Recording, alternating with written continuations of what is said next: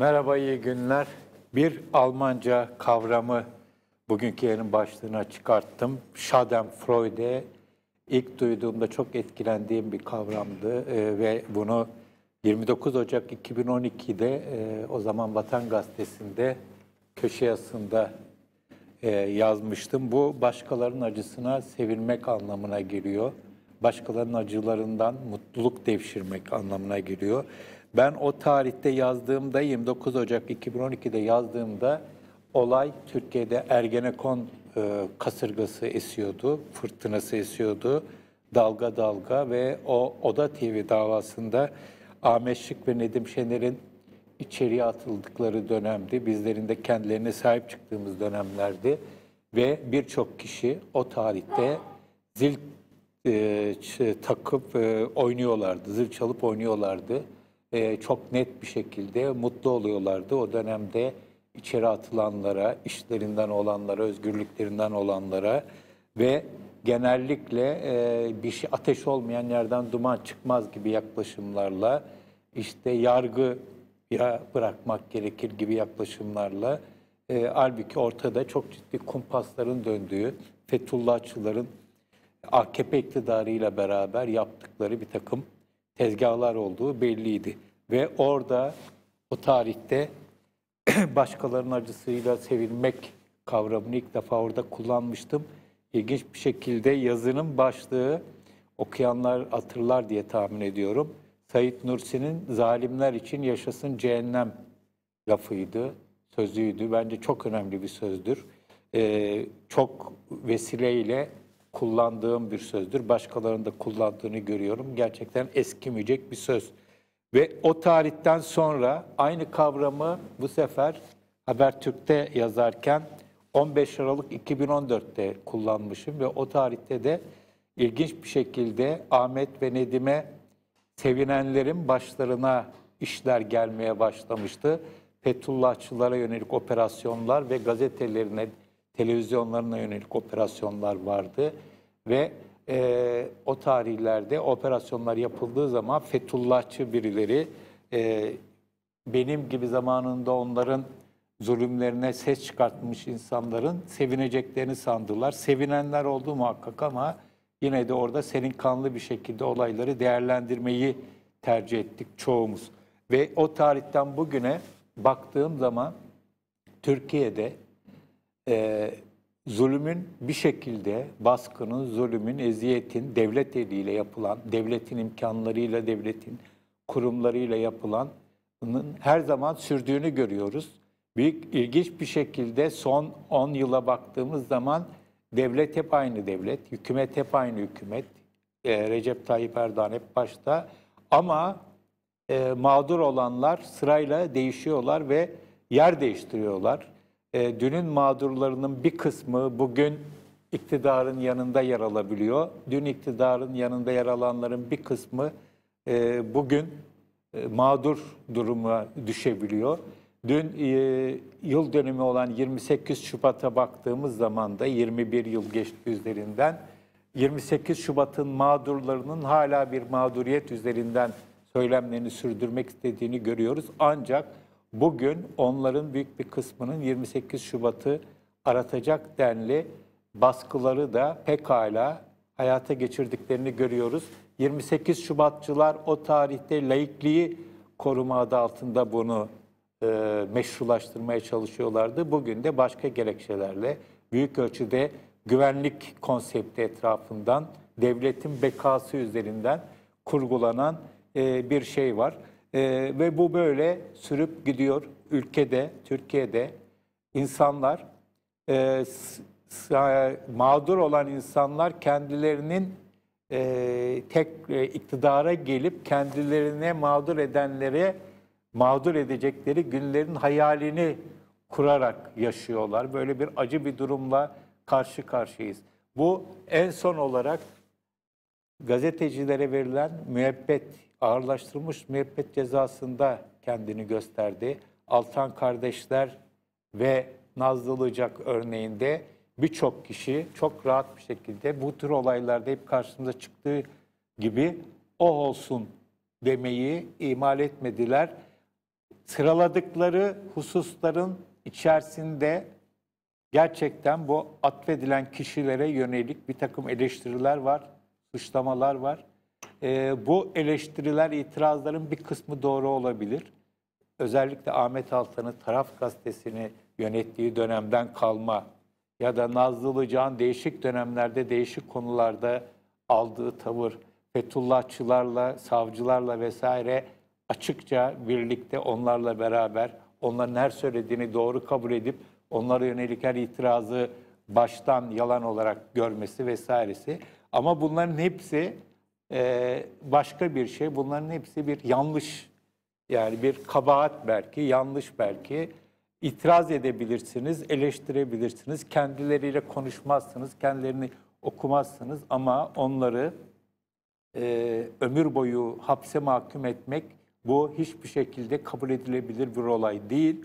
Ancak dediğim gibi başkalarının acısına sevinme bir nevi Türkiye'de bir milli spor haline geldiği için böyle bir sırayla gidiyoruz.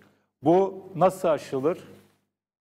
Bunu aşılabilmesinin yolu tabii ki Türkiye'de öncelikle çoğulculuğun olması, adalete tam bir güvenin olması, adalet mekanizmasına tam bir güvenin olması, temel hak ve özgürlüklerin geliştirilmiş olması, ifade özgürlüğünün sağlanmış olması, özgür bir tartışma ve eleştirme özgürlüğünün hayatta hakim olması gerekiyor. Ve bu tür meseleleri toplumun kendi içerisindeki anlaşmazlıkları kendi içerisinde tartışarak çözmek ya da çözmemek önemli değil. Bunları tartışması ama işi devlete, adliyeye, polise havale etmemesi gerekiyor. Bugün Türkiye'de öteden bir var olan muhbirlik alabildiğine yaygınlaşmış durumda, yaygınlaştırılıyor. İnsanlar artık toplu taşıma araçlarında hiç tanımadıkları insanların özel hayatlarına, cep telefonlarına vesairelerine kadar kafalarını uzatıp onları kendi kafalarına göre, kendi şeylerine göre devlete çok çekinmeden rahat bir şekilde ihbar edebiliyorlar vesaire ve bundan sonra da yaptıklarının iyi bir şey olduğu düşüncesiyle de mutlu oluyorlar. Vatandaşlığın böyle bir tanımı demokratik bir ülkede 21. yüzyılda böyle bir vatandaşlık tanımı gerçekten ayıptır diyelim, utanç verici bir durumdur. Aslında çok fazla söylenecek bir şey yok. Sadece bu hususu vurgulamak istedim. Canımı sıkan, son günlerde kişisel olarak canımı sıkan hala o şeylerin, en son Ahmet Altan'ın New York Times'ta da yayınlanan yazısının, ki o yazıda da her zaman olduğu gibi benim baştan beri söylediğim Ahmet Altan'da hep hakim olan bir kibir vardır. O yazıda da var ama onun kibirli bir yazar olması bir kere her şeyden önce yazar olduğu gerçeğini değiştirmiyor. Eleştirebilirsiniz, okumayabilirsiniz, çok kızabilirsiniz, öfkelendirebilir sizi ama hapse atılmasını ve hele müebbete mahkum olması asla kabul edilebilecek bir şey değil. Ama bu örnekte de gördüğümüz gibi birçok insan hala aynı telden çalabiliyorlar. İşin acı tarafı dün mağdur olanların bir kısmının, ciddi bir kısmının bunu çok daha güçlü bir şekilde yapıyor olması. Yani bunun sanki Türkiye'de zulüm görmek bir sıraya bindirilmiş gibi böyle bir yaklaşım içerisinde olması bu işi daha da üzücü kılıyor. Değişik vesilelerle söyledim. Ben hapis yatmış birisiyim. 12 Eylül askeri darbesi döneminde gözaltına alınmış, işkence görmüş ve hapis yatmış birisiyim. Sırf bu deneyimlerim bana kimsenin eziyet görmesine, herhangi bir insanın kim olursa olsun eziyet görmesine, hapse atılmasına sevinmeme duygusunu kazandırdı. Ne derece başarıyorum bilemiyorum ama en azından böyle bir kararım var hayatta vermek istediğim. Kimsenin özgürlüğünden mahrum edilmesine sevinecek halim yok. Bu son derece haklı mahkumiyetler de olabilir.